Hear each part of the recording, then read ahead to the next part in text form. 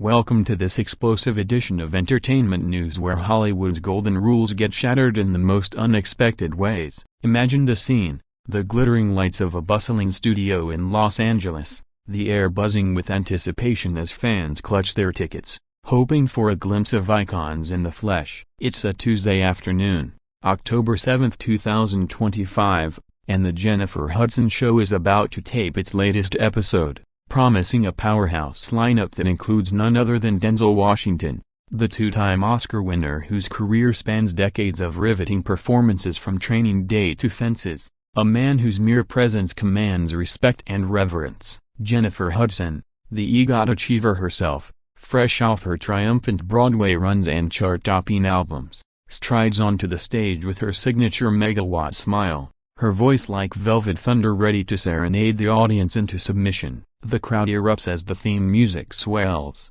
a funky blend of soul and pop that gets everyone on their feet, clapping and cheering like it's the Super Bowl halftime show. Backstage, Denzel adjusts his crisp navy suit, his salt and pepper beard trimmed to perfection, chatting amiably with producers about his latest project, a gritty biopic on civil rights leader Malcolm X that he's directing and starring in, infusing it with the raw intensity that only he can muster. Little does anyone know, this episode is about to veer off script faster than a plot twist in one of his thrillers. As the warm-up comedian cracks jokes about celebrity egos and diva moments, the energy is electric, palpable, with VIP guests in the front row snapping selfies and the crew hustling to cue the lights just right. Jennifer emerges from behind the curtain, her emerald green dress hugging her curves like a second skin, diamonds sparkling at her throat, a testament to her rise from American Idol heartbreak to global superstar. She waves,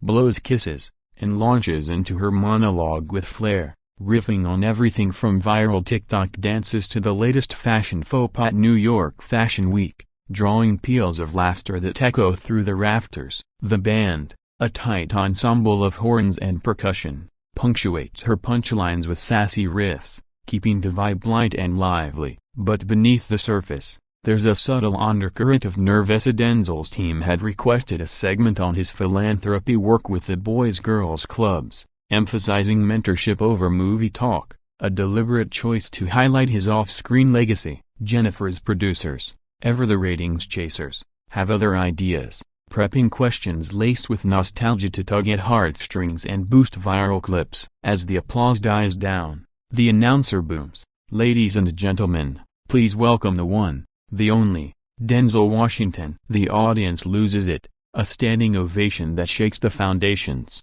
whistles and screams blending into a symphony of adoration. Denzel steps out, that trademark swagger in his step, flashing a grin that's equal parts charm and caution, shaking hands with fans along the aisle before settling into the guest chair, a plush leather throne that suddenly feels a tad too exposed. Jennifer hugs him warmly, their embrace lingering just long enough to signal old friends reuniting. After all, they share a bond forged in the fires of Fences, where her powerhouse portrayal opposite his commanding Alonzo earned them both critical acclaim and a shelf full of awards. Cameras roll, capturing every micro-expression, every flicker of light on their faces, as the show dives headfirst into what should be a celebration of black excellence but is destined to unravel into chaos. Denzel crosses his legs, leans back, ready to engage, his deep baritone voice already warming up with a quip about traffic on the 405. Jennifer laughs, her eyes twinkling with mischief,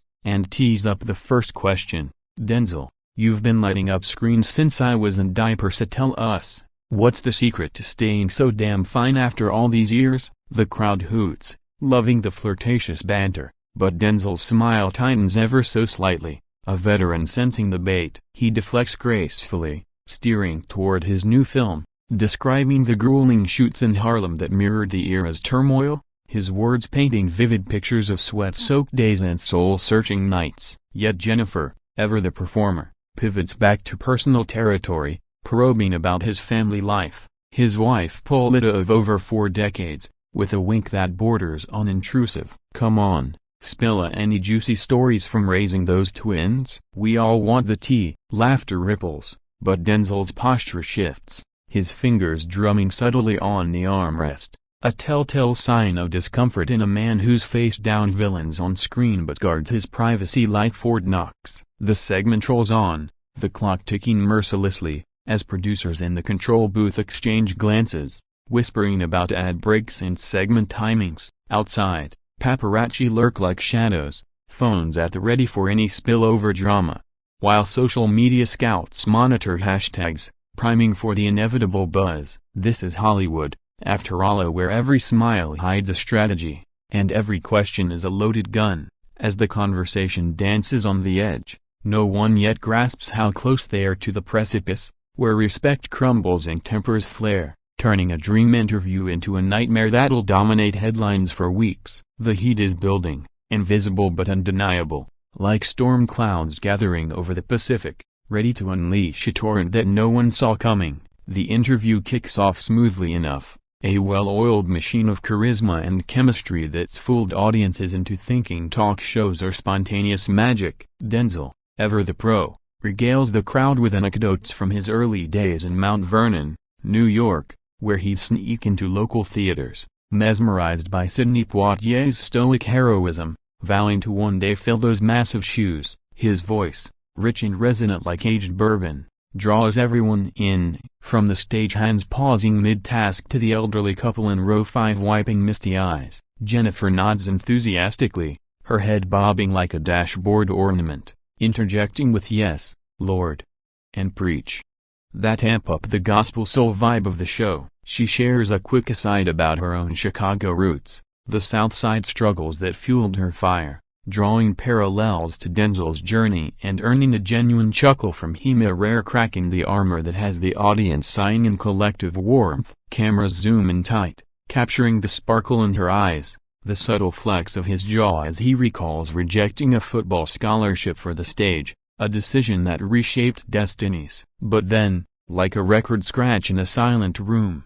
Jennifer leans forward, her tone shifting from admiring to audacious. "Denzel, we've all seen those viral clips from your glory days, a shirtless on the beach, looking like a Greek god. Fans still swoon. What's it like knowing you're the blueprint for black leading men everywhere?" The question lands like a playful jab, but Denzel's expression freezes, a storm brewing behind those piercing eyes. The crowd titters, mistaking tension for teasing, but his response is measured, laced with steel. "Jennifer, let's keep it real. My work's about the stories we tell, not the surface. I've got scars from roles that cut deeper than any beach scene." She laughs it off, waving a manicured hand dismissively. "Oh, come on, lighten up, we're just having fun here." But the fun's one-sided, and the air thickens, heavy with unspoken boundaries crossed. Undeterred, Jennifer presses on, flipping through cue cards with feigned casualness, launching into a segment on Hollywood heartthrobs through the ages, complete with a montage reel flickering on the massive screen behind them, clips of Denzel in his prime, intercut with Hudson's own glamorous moments from Dreamgirls. The audience claps along to the upbeat soundtrack, but Denzel's gaze drifts to the floor, his fingers now clenched, knuckles paling against his deep brown skin. He tries to redirect, mentioning his upcoming directorial venture, a passion project on overlooked black inventors, complete with interviews from descendants who'd collaborated with his late father, a Pentecostal minister whose sermons taught him the power of words as weapons or wings. "It's about legacy," he says firmly, passing the torch without the flames burning out the next generation. Jennifer, sensing the pivot but chasing clicks, counters with, "Legacy? Honey, your smolder is eternal. Tell me, any crushes on set that almost derailed a take?" The question hangs, awkward and invasive, slicing through the goodwill like a dull knife. Whispers ripple from the wings, where Denzel's publicist hovers, phone in hand, ready to signal an early exit. The band plays a filler riff, horns blaring to mask the unease, but it's futilely. The damage is done, the relevance eroding with each giggle from the crowd that doesn't quite land right. Denzel shifts in his seat, the leather creaking like a warning, his mind flashing to past interviews where hosts treated him like a monolith rather than a man, reducing Malcolm X's fire to eye candy. Jennifer, oblivious or perhaps willfully blind, segues into a game, rapid-fire romance. A favorite on-screen kiss? She demonstrates with exaggerated air smooches, drawing cheers, but Denzel's silence stretches, a void that sucks the oxygen from the room. Finally, he speaks, voice low and edged. "This ain't about romance, Jen.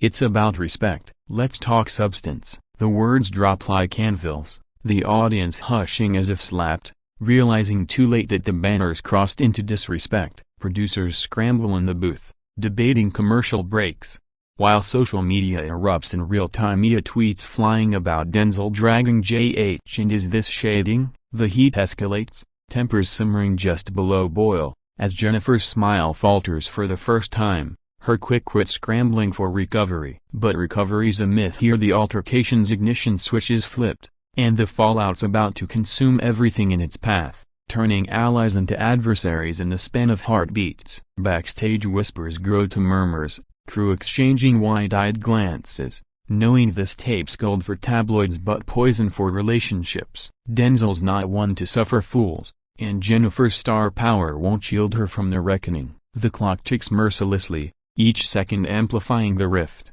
as the show hurtles toward implosion, a cautionary tale of fame's fragile tightrope. With the air crackling like static before a lightning strike, Jennifer attempts a course correction, her laugh a touch too bright, too forced, as she claps her hands and declares, all right, Mr. Serious, let's get deep then. Tell us about this Malcolm X project. I know it's close to your heart." The pivot is clumsy, like a dancer tripping mid-spin, but Denzel seizes it, his posture relaxing fractionally as he dives into the film's genesis, recounting late-night script sessions fueled by strong coffee and stronger convictions, drawing from his own brushes with activism in the 90s, marching alongside Jesse Jackson for causes that still echo in today's headlines. His passion ignites the room anew, words flowing like a sermon, painting visions of recreated speeches that could rival the originals in fervor, with up-and-coming actors he'd handpicked from HBCU theater programs,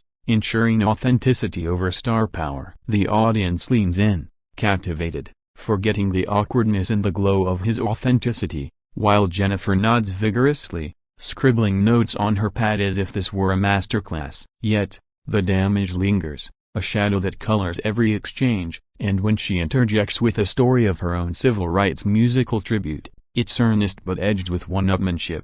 "I did something similar for Etha," belted out respect at the Grammys till my voice gave out. "What's your go-to anthem for firing up the troops?" Denzel smiles thinly, replying, "It's not about anthems, it's action. Words without deeds are just noise." The subtext lands like a velvet hammer, and Jennifer's cheeks flush, a rare crack in her poised facade, her fingers twisting the hem of her dress. The crowd senses the undercurrent, applause polite but subdued, as the teleprompter flashes cues for a musical break. A perfect timing, or so they think. Enter the house band, launching into a soulful rendition of "A Change Is Gonna Come," a nod to Hudson's F tribute years back, with Jennifer rising to join in, her voice soaring like a phoenix, notes hitting highs that sent shivers down spines. Denzel claps along, but his eyes are distant, mind replaying the slights, weighing the cost of staying versus storming. As the song fades, she returns to her seat, breathless and beaming, only to lob another grenade. "Denzel, speaking of change, you've mentored so many, from Will Smith to Michael B. Jordan. Any advice for little old me on navigating this cutthroat town?" It's bait disguised as humility, and he bites back gently at first. "Stay true, Jen. Don't let the shine blind you to the substance." But she pushes, laughing, "Oh, but the shine pays the bills." "Admit it, that beach bod and glory put you on the map." The repetition stings, a deliberate echo of the earlier jab, and Denzel's control snaps like a frayed wire. He uncrosses his legs, leaning forward, voice dropping to that gravelly timbre that silenced rooms and training day. "Listen, I've earned my map through blood, sweat, and choices you can't memify. This ain't a roast, it's my life." The studio falls, pin drops silent, the weight of his words pressing down, faces in the crowd frozen mid-smile, realizing the flirtations curdled into confrontation. Jennifer's eyes widen, shock mingling with defensiveness, her retort tumbling out too quick. "Whoa, easy theory, it's all love, just keeping it real for the fans." But real cuts both ways, and Denzel's not buying the spin. his glare sharpening like a blade. Whispers erupt from the sidelines, publicists texting furiously, while the director signals frantically for a cut to ads, but momentum's a beast, barreling forward unchecked. The altercation blooms fully now, no longer veiled in jest, as Denzel rises halfway from his chair, gesturing emphatically, "Real?" "Then respect the man behind the myth. I've sat through enough reductive BS to last lifetimes." Jennifer stands too, hands raised in mock surrender, but her tone sharpens. "Nobody's reducing you, Denzel, you're a legend." But legends evolve. Loosen up. The exchange volleys, words flying like sparks from flint, the audience a captive jury torn between icons. Crew members hover at the edges, walkie-talkies crackling with urgent commands to kill the feed. "Get security subtle."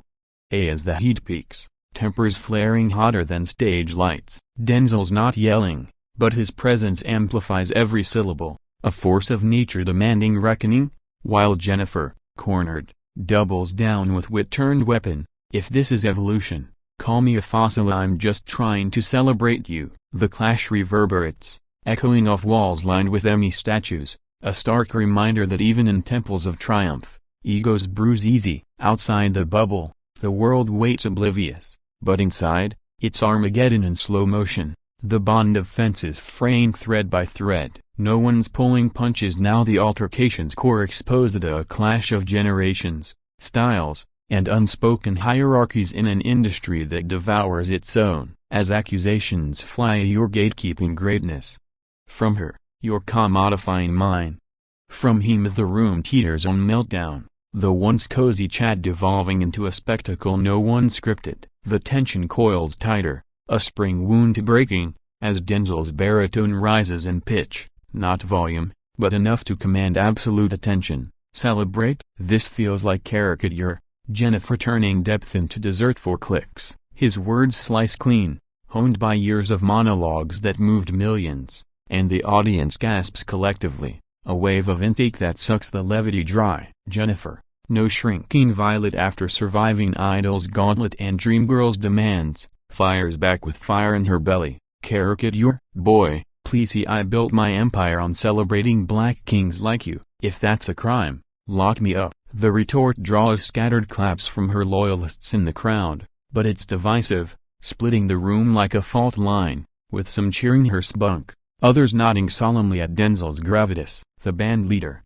sensing doom, cues a soft underscore of jazz piano, but it only underscores the discord, notes floating like smoke over a battlefield. Denzel's publicist edges closer, whispering urgently about raps, but he's locked in, eyes locked on hers, a stare down worthy of his Western roles. "Empire? I've watched folks like you rise on our backs, then forget the load we carried," he counters, the we encompassing elders like Poitier and Belafonte, whose shadows loom large in his ethos. Jennifer bristles, her laugh bitter now. "Forget. I honor daily attributes, specials, the works. You're the one acting untouchable, like my shine's counterfeit." The personal turn escalates, accusations layering like sediment, revealing fault lines in their shared historia. Whispers from set days on fences about diva clashes, overlooked slights now unearthed in the glare. The director, sweat beading on his brow, hits the panic button, lights flickering as if the set itself rebels, while stagehands freeze, torn between fleeing and filming. Social media's inferno rages unseen, #Denzel vs Jennifer trending worldwide, clips pirated from live feeds sparking debates from Lagos to London. Is she disrespectful or he's outdated? The altercation spirals, voices overlapping in a cacophony that drowns the mic feedbacks.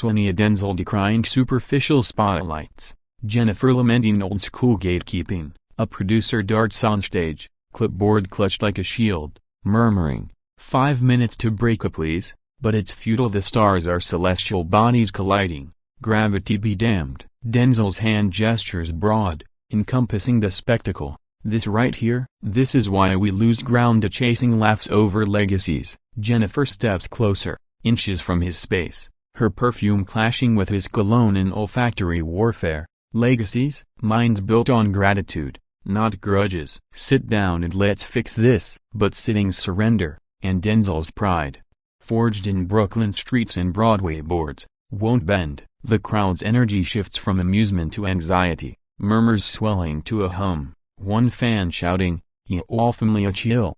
But it's drowned in the duo's duel. Security materializes subtly, burly figures in black polos flanking the exits, walkie-talkies buzzing with contingency plans, escort protocols, damage control spins. Back in the booth, executives pace, phones glued to ears, alerting networks to brace for backlash, envisioning headlines from TMZ to the New York Times. The heat's visceral now, cheeks flushed, breaths short, the studio's AC straining against the human furnace. Denzel pauses, chest heaving, searching her face for remorse, finding only resolve mirrored back at two titans, unyielding.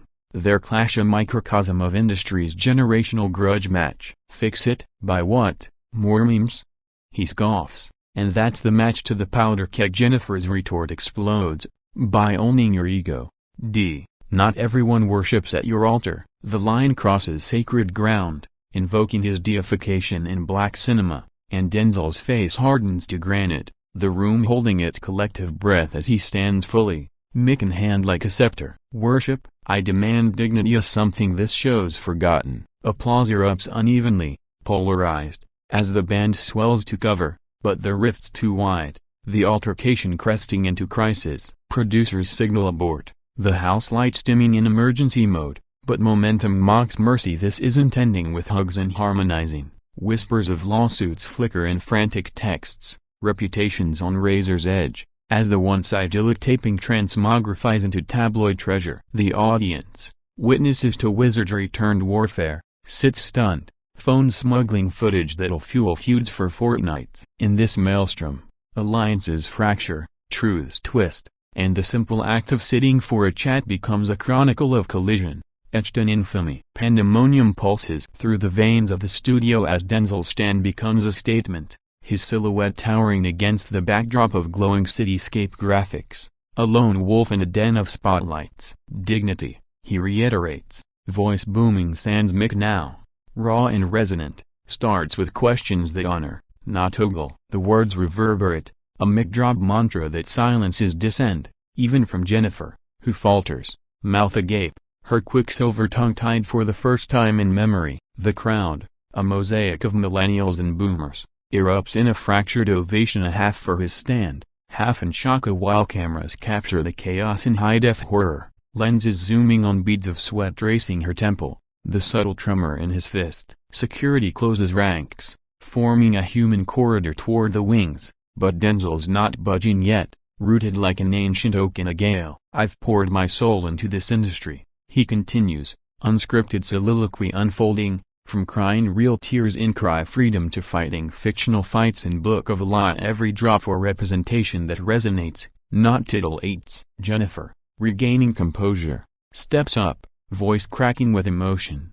I get it, I've bled too, from losing my family to lighting up stages. This wasn't meant to wound, but intense irrelevant. Now impact reigns supreme, and the wound festers openly, pus of past grievances spilling forth. A stagehand, bold or foolish, approaches with water bottles, diffusing with dehydration excuses, but its rebuff to thirst here is for vindication. The director's voice crackles over monitors, cut to black now.